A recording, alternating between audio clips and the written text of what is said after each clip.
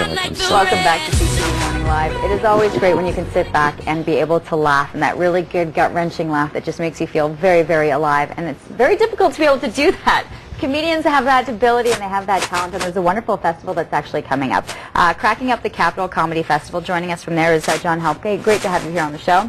And also one of the charities that's going to be benefiting from this 4-day festival is Cynthia Waldmeier from the Amethyst Women's Addiction Center. Great to have you back on the show. Thanks so much. Thank you so much. This is really interesting because this is the first year you're expanding from having this one evening, this one-day event to making it into a 4-day festival. Absolutely, yeah. I mean, we've gone from a single night at the National Arts Center to a 4-day festival featuring 4 different types of comedy and 4 different venues here in the city. What was the idea behind expanding it? Was there just a lot of demand? There was great ticket sales? Last year, we almost capped out at the NAC with 2,300 people in attendance. We just figured it was time for Ottawa to actually have a comedy festival. I mean, it was surprising that this city does not have one, and all the other cities in Canada do.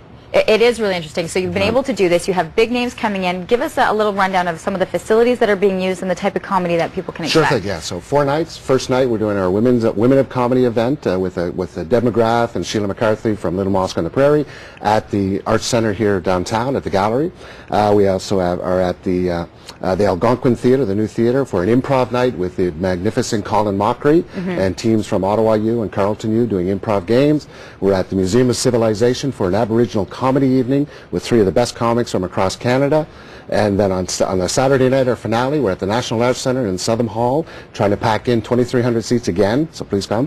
And with Patrick McKenna, John Wing, and Big Daddy Taz, a number of other high-level comics. You were able to bring in big names for this. Yes. Colin, of course, is one of our biggest ones. Colin, you'll know from Whose Line Is It Anyway with Drew Carey, and of course, he was on CTV. I think it was with the show Who's Smarter Than a Fifth Grader.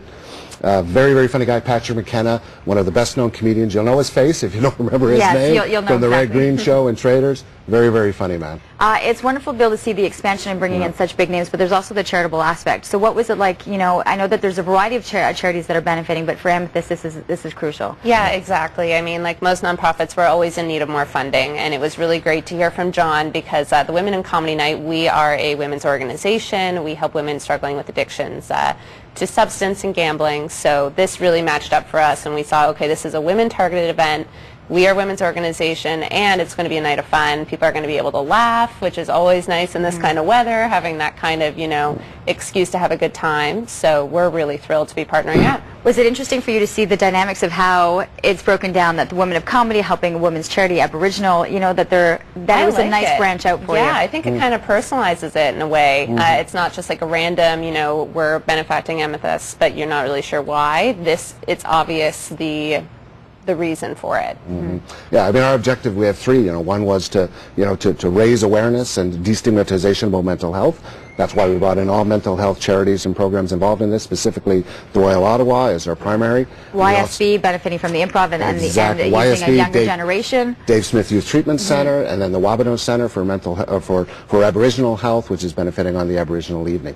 We also just wanted to change that entire reputation of Ottawa as a town that fun forget.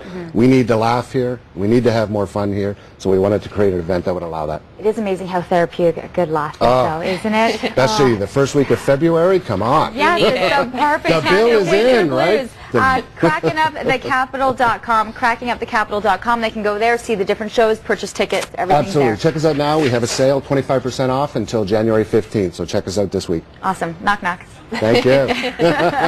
We do have to take a break. Crackingupthecapital.com is the website. Check it out. Wonderful opportunity and perfect time of year to be able to beat those winter blues and kind of just laugh your way through the night. There's a look at traffic. We are seeing some fog in certain areas of the city.